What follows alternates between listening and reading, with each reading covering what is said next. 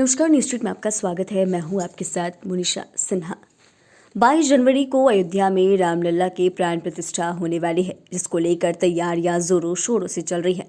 इसको लेकर हलचल काफी तेज है। आपको बता दें तो प्राण प्रतिष्ठा समारोह को लेकर कई जानकारी सामने आ रही है। वहीं पीएम नरेंद्र मोदी खुद प्राण प्रतिष्ठा समारोह में यजमान की भूमिका में रहेंगे और ऐसे में आपको बता दें तो 22 जनवरी को प्राण प्रतिष्ठा के दौरान रामलला को चांदी के 5 थालों में शुद्ध देसी घी के लड्डू का भोग लगाया जाएगा।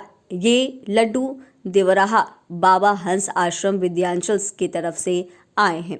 इसके अलावा आपको इस वीडियो में हम कई विशेष बातों के बारे में जानकारी देंगे। इसमें 10 बड़ी ऐसी अहम बातें हैं जिसे जानना आपके लिए बेहद जरूरी है।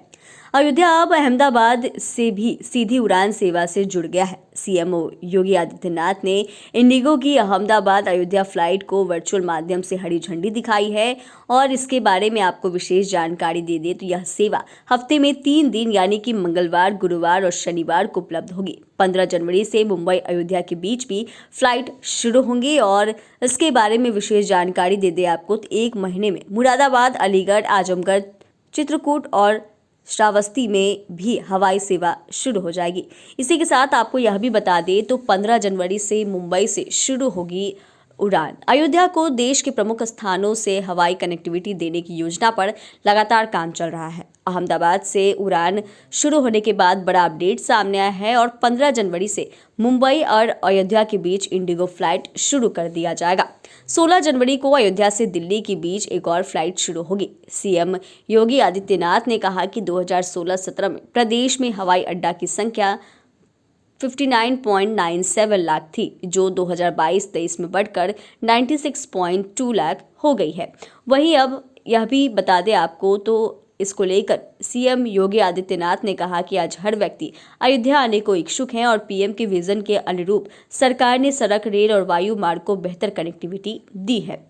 वहीं इसके बारे में आपको विशेष जानकारी दे दे तो 22 जनवरी को अयोध्या में श्री रामलला के नव विग्रह की प्राण प्रतिष्ठा की न केवल 140 करोड़ भारतीय बल्कि विदेश में भी इसकी बड़ी प्रतीक्षा है। और वहीं इसको लेकर यह भी कहा जा रहा है कि अयोध्या एयरपोर्ट सहित विभिन्न विकास परियोजनाओं को देखते हुए खुशी जाहिर किया जा रहा है और वहीं यह भी कहा जा रहा है कि किस तरीके से यह क्षण बहुत ही सुखद होगा और सभी जो लोग इसके साक्षी बनेंगे उसके लिए काफ़ी उत्साहित है।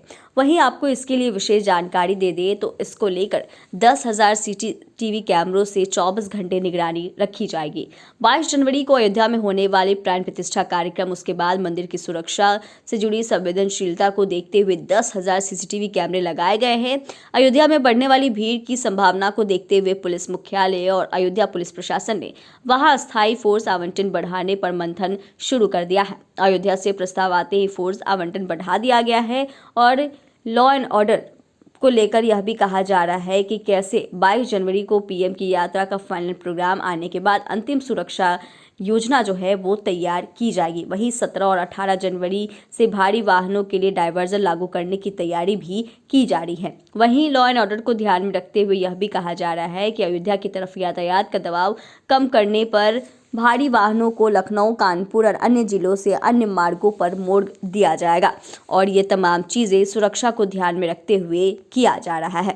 दरअसल भव्य राम मंदिर में रामलला की प्राण प्रतिष्ठा के अनुष्ठान का केंद्र बनी काशी नगरी पूरी अयोध्या को सजाने और हरियाली बिखेरने में भी महत्वपूर्ण भूमिका निभा रही है। राम मंदिर परिसर को रंग बिरंग खुशबूदार फूलों से सजाने के साथ साथ यहाँ रुद्राक्ष, कल्पवृक्ष के साथ अशोक और सीताफल के पौधे भी लगाए जाएंगे। काशी के 50 मालियों की टोली पूरी रामनगरी को सजाने के लिए जुटी है। इसके बारे में आपको यह बता दें तो प्राण प्रतिष्ठा के दिन रामलला को भोग लगाने के लिए चांदी के थाल मिर्जापुर जिले में तैयार किए गए हैं। यहाँ स्थिति यह है कि इसको देखकर यही कहा जा रहा है कि इसी में लड्डू रखकर अयोध्या के सभी मंदिरों में पहुंचाया जाएगा, क्योंकि 1000 स्टील की थालियां भी अयोध्या भेजी जा रही है और मुख्यमंत्री योगी आदित्यनाथ चांदी के थाल में भोग लगाएंगे।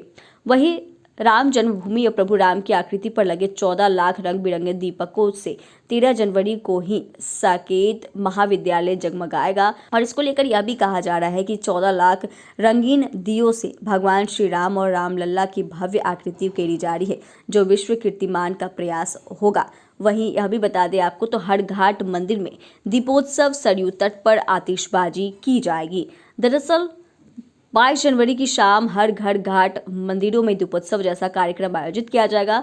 सरयू घाट पर दीपोत्सव के दौरान आतिशबाजी भी होगी। सूचना विभाग 50 अतिरिक्त स्क्रीन डिजिटल बोर्ड की व्यवस्था लाइव टेलीकास्ट के लिए करेगा। और वहीं यह भी कहा जा रहा है कि इसको ध्यान में रखते हुए कई सारी चीज़ों को किया जाएगा और गाइडलाइंस में 16 से 22 तक नगर के प्रत्येक देव मंदिर में राम संकीर्तन के आयोजन के लिए भी कहा गया है। वहीं आपको विशेष जानकारी दे दे तो गर्भगृह का सबसे आखिर में लगेगा स्वर्ण कपाट। राम मंदिर के भूतल का स्वर्ण जड़ित कपाट लगाने का काम जारी है और यह भी आपको बता दें 4 कपाट और लगा दिए गए हैं।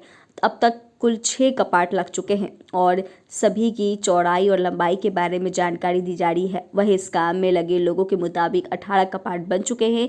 भूतल पर कुल 14 कपाट लगने वाले हैं। पहले तल के दरवाजे भी तेजी से तैयारी के लिए बढ़ रहे हैं। ये तमाम चीज़ें हैं। वहीं 22 जनवरी को रामलला का प्राण प्रतिष्ठा कार्यक्रम होने वाला है। इसको ध्यान में रखते हुए भारत नेपाल का बॉर्डर जो है उसको अलर्ट किया गया है और दोनों देशों के उच्चाधिकारियों की कोऑर्डिनेशन कमेटी की बैठक भी बुलाई गई है, जिसमें यह सहमति बनी है कि किस तरीके से यहाँ के बॉर्डर जो है वो अलर्ट पर रहेंगे। तो ये तमाम बातें हैं जो जानना आपके लिए बेहद ज़रूरी था।